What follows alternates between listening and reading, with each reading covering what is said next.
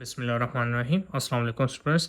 अच्छा, आज हम एक्सरसाइज 1.2 का क्वेश्चन नंबर 2 सॉल्व करेंगे और इसको भी सिंपल मेथड से समझेंगे। बहुत इजी क्वेश्चन है। चलो बिना टाइम वेस्ट किए अपने वीडियो को स्टार्ट करते हैं। अच्छा, अभी तक आपने अगर मेरा चैनल सब्सक्राइब नहीं किया तो काइंडली सब्सक्राइब कर लें ताकि मज़ीद इस तरह के मैं वीडियो आपके तक लेके आता रहूँ। अच्छा जी स्टूडेंट्स, अब हम एक्सरसाइज 1.2 का क्वेश्चन नंबर 2 सॉल्व करेंगे और इसमें क्या कहा जा रहा है, right additive inverse for each complex number. के जितने भी कम्प्लेक्स नंबर दिए हैं, 4 हमारे पास पार्ट हैं इस क्वेश्चन के, वो सारे कम्प्लेक्स नंबर हैं, उनका हमने एडिटिव इनवर्स निकालना है। सबसे पहले हम समझ लेंगे एडिटिव इनवर्स क्या होता है। तो एडिटिव इनवर्स क्या है, कोई भी एक ओरिजिनल वैल्यू है, उसके साथ कोई ऐसी वैल्यू को प्लस करना कि आंसर ज़ीरो है, वो उस ओरिजिनल वैल्यू का एडिटिव इनवर्स होगा। जैसे 2 के साथ मैं क्या कौन सी वैल्यू ऐसी है जो प्लस करूँ तो आंसर ज़ीरो आए, तो वो -2 है। कैसे? प्लस माइनस माइनस हो जाएगा और 2 माइनस 2 हमारे पास ज़ीरो हो जाएगा। तो जो 2 है उसका एडिटिव इनवर्स क्या है, वो -2। हम कह सकते हैं आसान वर्डिंग में, अगर याद रखने का तरीका क्या है, कोई भी वैल्यू है तो उसका अपोजिट जो साइन होगा वो उसका एडिटिव इनवर्स होगा। जैसे 2 है उसका एडिटिव इनवर्स क्या, -2। इसी तरह 3 है उसका एडिटिव इनवर्स क्या होगा, -3।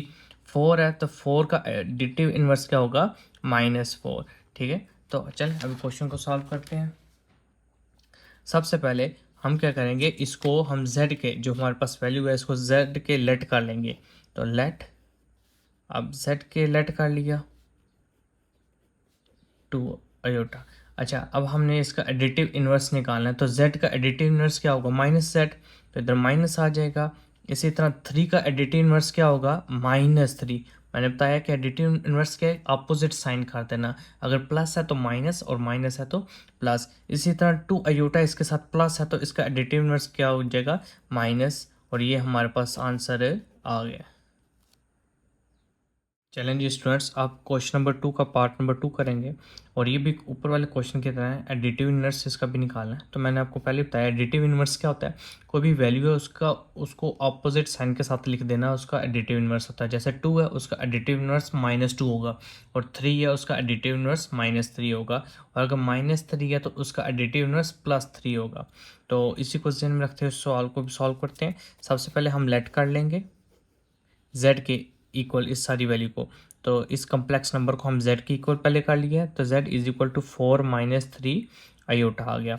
आगे z का एडिटिव इनवर्स क्या होगा, -z, और इस वैल्यूज़ का एडिटिव इनवर्स निकालना है, तो 4 के साथ प्लस है तो +4 का एडिटिव इनवर्स -4 होगा, और 3 अयोटा माइनस है तो इसका एडिटिव इनवर्स +3 अयोटा होगा।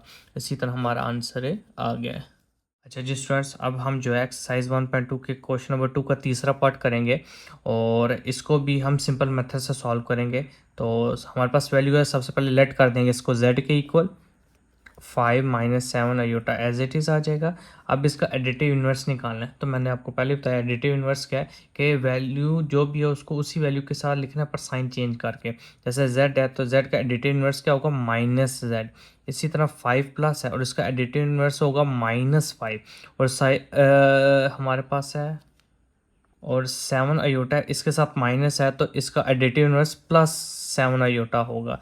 इसी तरह हमारा आंसर आ गया है। अच्छा जी स्टूडेंट्स, अब क्वेश्चन नंबर 2 का लास्ट पार्ट है हमारे पास चौथा, और इसको भी हम सिंपल मेथड से समझेंगे।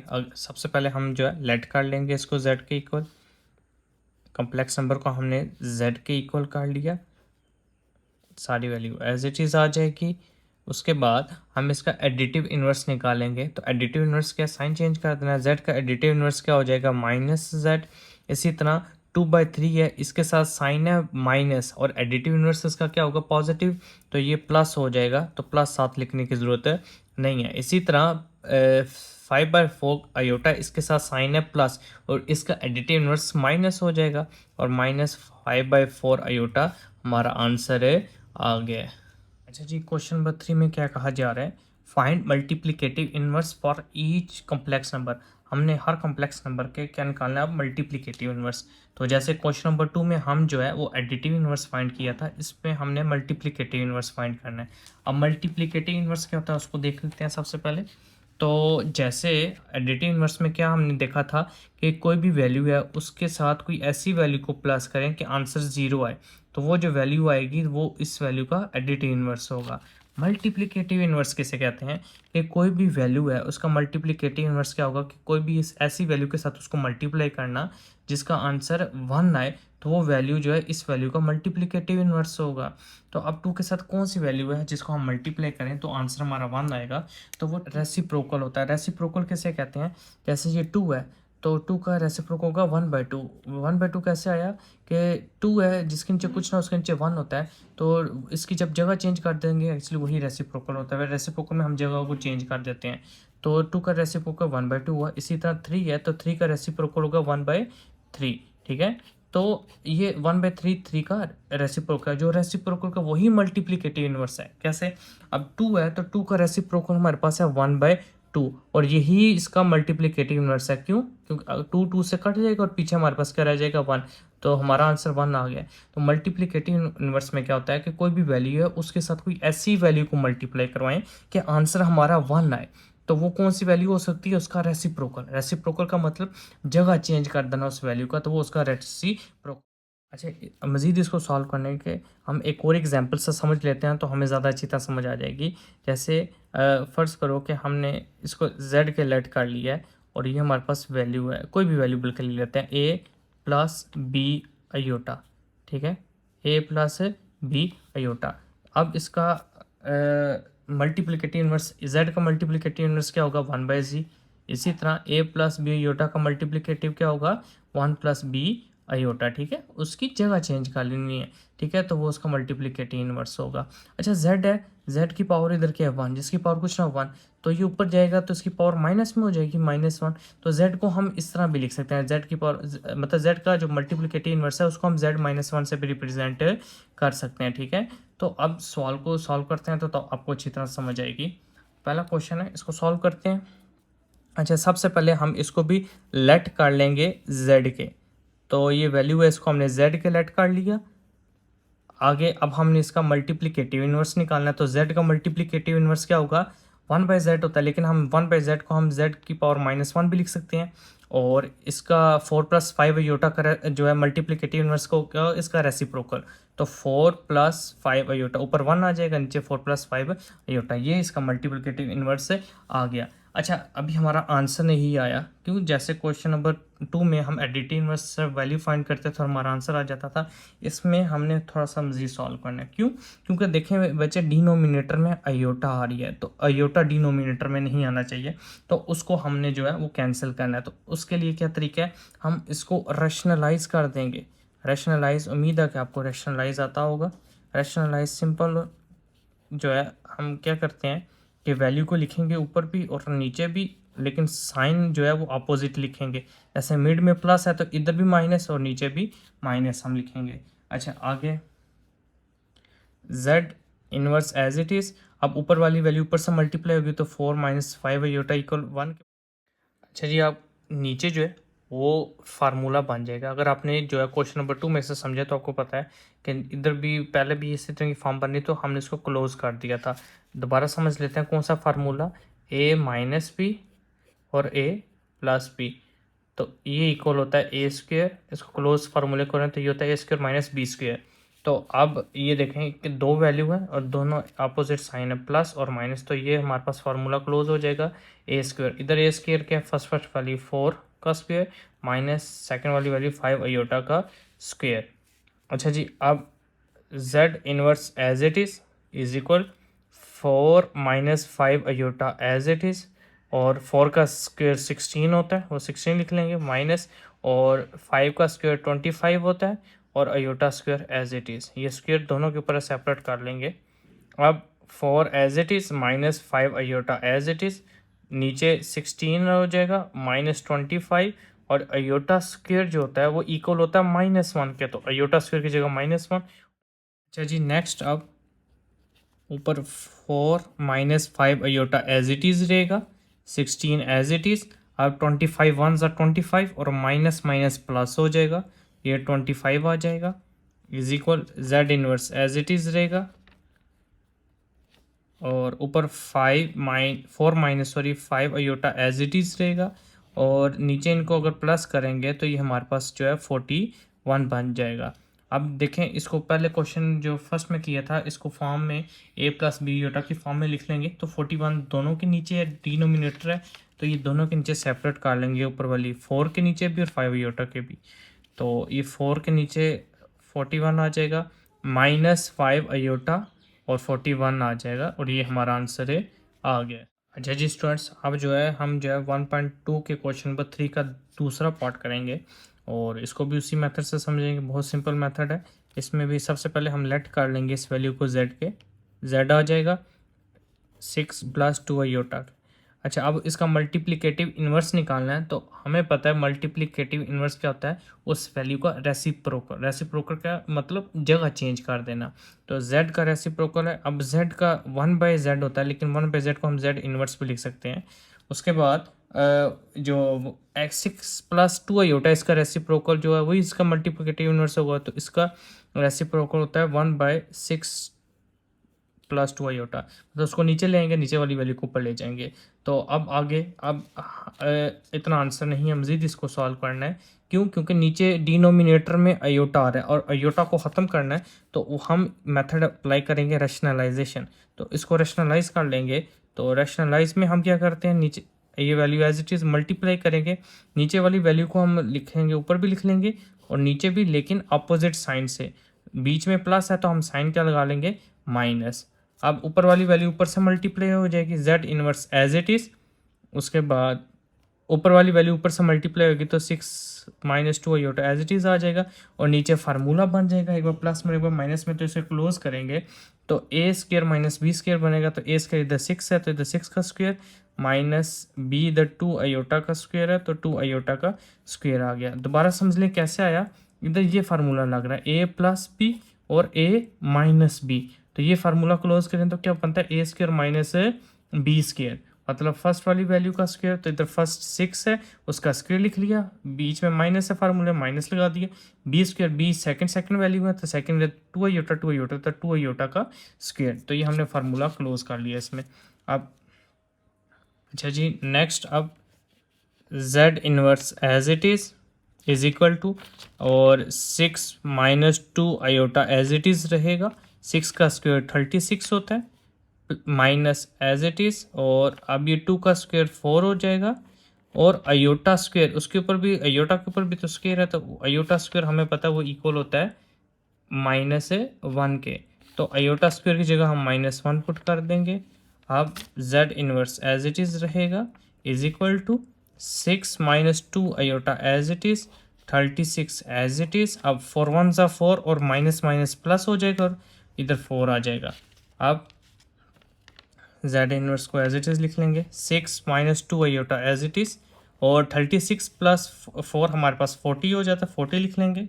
अब हम डिनोमिनेटर 40 दोनों के नीचे, तो हम सेपरेट कर लेंगे, 6 के नीचे भी और 2 अयोटा के नीचे भी। अब 6 के नीचे भी 40 आ जाएगा, माइनस 2 अयोटा उसके नीचे भी 40 आ गया। अब ये दोनों एक टेबल से कैंसिल होते हैं, तो काट देंगे, दोनों 2 के टेबल में आते हैं। तो 2 3 ज़ा 6 और 2 20 बार 40, और ये मज़ीद कैंसिल नहीं होता। इसी तरह ये भी कैंसिल हो जाएगा, 2 1 ज़ा 2 और 2 20 बार 40 होता है। अब नेक्स्ट हम z इनवर्स को एज इट इज़ लिख लेंगे, ऊपर 3 बच गया था और नीचे हमारे पास 20, माइनस इधर हमारे पास 1 रह गया था, और नीचे 20 और साथ अयोटा 7 लगा लेंगे। तो बच्चे ये देखें हमारा आंसर आ गया, हमारा कम्प्लेक्स फॉर्म में आया, कम्प्लेक्स नंबर है जिसमें फर्स्ट रियल नंबर है और सेकंड जो है वो इमेजिनरी है। तो यही हमारा आंसर है। अच्छा जी, अब हम तीसरे पार्ट को सॉल्व करेंगे। बिल्कुल सेम क्वेश्चन है, पहले 2 क्वेश्चन की तरह ही इसको हम लेट कर देंगे z के। तो z इक्वल आ जाएगा 7 माइनस 3 अयोटा के। अब इसका मल्टीप्लिकेटिव इन्वर्स निकालना है, तो z का मल्टीप्लिकेटिव इन्वर्स होगा z-1, मतलब z इन्वर्स, और 7 माइनस 3 अयोटा का जो है मल्टीप्लिकेटिव इन्वर्स क्या होगा, 7 माइनस 3 अयोटा, मतलब जगह चेंज कर लें, ऊपर वाली नीचे और नीचे वाली वैल्यू ऊपर चल जाएगी, वो एक्चुअली इसका मल्टीप्लिकेटिव इन्वर्स होता है। अच्छा, अब हमने क्योंकि डिनोमिनेटर में हमारा अयोटा आ रहा है तो इसको ख़त्म करना है, तो हम रैशनलाइज कर देंगे इससे। तो 1 डिवाइडेड बाय 7 माइनस 3 अयोटा को हम मल्टीप्लाई करेंगे 7 3 अयोटा, वैल्यूज़ वही रहेंगी, जो साइन मिड में होगा उसको चेंज कर देंगे। इधर माइनस है तो हम प्लस के साथ ऊपर भी लिख लेंगे प्लस और नीचे भी लिख लेंगे। अब ऊपर वाली वैल्यू ऊपर से मल्टीप्लाई हो रही है तो उसको ऊपर मल्टीप्लाई कर देंगे तो जेड इनवर्स हमारा एज इट इज़, इधर भी Z inverse as it is. अब ये जब वन के साथ पूरी वैल्यू मल्टीप्लाई होगी तो एज इट इज़ सारी वैल्यू आ जाएगी। और नीचे बच्चे फार्मूला बन रहा है जो हमने पिछले क्वेश्चनों में समझते आ रहे हैं, कौन सा, ए प्लस बी और ए माइनस बी। तो ये इसको क्लोज करेंगे, इसकी क्लोज फॉर्म होती है ए स्क्र माइनस से बी स्क्र। तो बच्चे ये बिल्कुल ये फार्मूले वाली फॉर्म बन रही है, दो वैल्यू मल्टीप्लाई हो रही है लेकिन उनके अंदर जो साइन है वो अपोजिट है। तो वो क्लोज करेंगे तो क्या हो जाएगा, ए स्क्र मतलब फर्स्ट वाली वैल्यू, तो इधर फर्स्ट क्या है 7, तो 7 का स्क्वायर आ जाएगा माइनस फार्मूले में, और फिर बी स्क्वायर है, बी कौन सी है सेकंड वैल्यू, इधर सेकंड क्या है 3 आयोटा, तो 3 आयोटा का स्क्वायर आ जाएगा। आगे अब Z inverse as it is रहेगा is equal to 7 plus 3 iota, ये भी एज इट इज़, और 7 का स्क्वायर 49 होता है, इधर 49 आ गया, और आगे माइनस एज इट इज़, और 3 का ये स्क्वायर 3 के ऊपर भी है आयोटा के ऊपर है, तो 3 का स्क्वायर 9 होता है, और आयोटा का स्क्वायर जो है हमें पता है आयोटा स्क्वायर इक्वल होता है -1 के, तो आयोटा स्क्वायर की जगह हम -1 पुट कर देंगे। आगे जेड इनवर्स जो है वो एज इट इज़ रहेगा is equal to 7 plus 3 iota, ये भी एज इट इज़, और 49 को एज इट इज़ लिखेंगे। अब 9 1 ज़ा 9 आ जाएगा और माइनस माइनस से प्लस बन जाएगा, और Z inverse as it is लिखेंगे 7 plus 3 iota as it is. अब 49 प्लस 9 हमारे पास हो जाता है 58। अब हम z इनवर्स को एज इट इज़ लिखेंगे। अब डिनोमिनेटर 58 दोनों के नीचे है तो दोनों के नीचे सेपरेट कर लेंगे, 7 डिवाइडेड बाई 58 बन जाएगा, प्लस 3 बाई 58 और आयोटा 7, और ये हमारा जो है वो कम्प्लेक्स नंबर आ गया, ठीक है, जिसमें फर्स्ट रियल नंबर है, सेकंड जो है इमेजिनरी, और ये हमारा आंसर आ गया। जी स्टूडेंट्स, अब क्वेश्चन नंबर 3 के लास्ट पार्ट जो चौथा है उसको समझेंगे, और ये भी बिल्कुल सेम मेथड, सिंपल उसी मेथड से हम समझने की कोशिश करेंगे। सबसे पहले लेट कर लेंगे z के इक्वल, तो इस वैल्यू को हमने z के इक्वल कर लिया, और 4 आयोटा। अब हमने इसका मल्टीप्लिकेटिव इन्वर्स निकालना, तो z का मल्टीप्लिकेटिव इन्वर्स -1 लिख लेंगे, इस तरह लिखेंगे, और इसका मल्टीप्लिकेटिव इन्वर्स का मतलब ये वैल्यू नीचे आ जाएगी और ऊपर 1 रह जाएगा, 5 -4 आयोटा आ गया। अब अगेन डिनोमिनेटर में आयोटा आ रहा है तो आयोटा को ख़त्म करना है तो हम रैशनलाइज करेंगे, जिसमें z inverse as it is लिखेंगे और 1/√5 - 4 आयोटा आ जाएगा।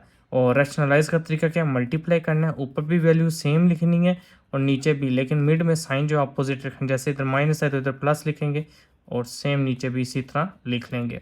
अब ऊपर वाली वैल्यू ऊपर से मल्टीप्लाई, नीचे वाली वैल्यू नीचे से मल्टीप्लाई हो रही है, तो ऊपर वाली वैल्यू मल्टीप्लाई होगी तो एज इट इज़ ही आ जाएगी, 1 के साथ जो भी मल्टीप्लाई वो वही वैल्यू आ जाती है, और नीचे फार्मूला बन जाएगा। कौन सा फार्मूला, हम पहले भी समझते आ रहे हैं, दोबारा समझ लेते हैं वो कौन सा फार्मूला है, a प्लस बी और a माइनस बी, और इसको क्लोज करेंगे तो वो होता है a स्क्वायर माइनस से, सही है, फार्मूले में a square minus B square है, तो इधर हमारे पास a स्क्वायर √5 बन जाएगा फर्स्ट वाली वैल्यू का स्क्वायर, माइनस और बी स्क्वायर सेकंड वैल्यू, तो बी सेकंड वैल्यू इधर 4 आयोटा है तो उसका स्क्वायर आ जाएगा। अब √5 + 4 as it is, 4 iota as it is रहेगा, और नीचे स्क्वायर रूट से कट जाएगा तो इधर खाली 5 रह जाएगा, और माइनस, और इधर ये स्क्वायर 4 के ऊपर भी है और आयोटा के ऊपर भी, तो 4 का स्क्वायर हमारे पास 16 होता है, और आयोटा स्क्वायर हमें पता है वो इक्वल होता है -1 के, तो इधर हम -1 पुट कर देंगे।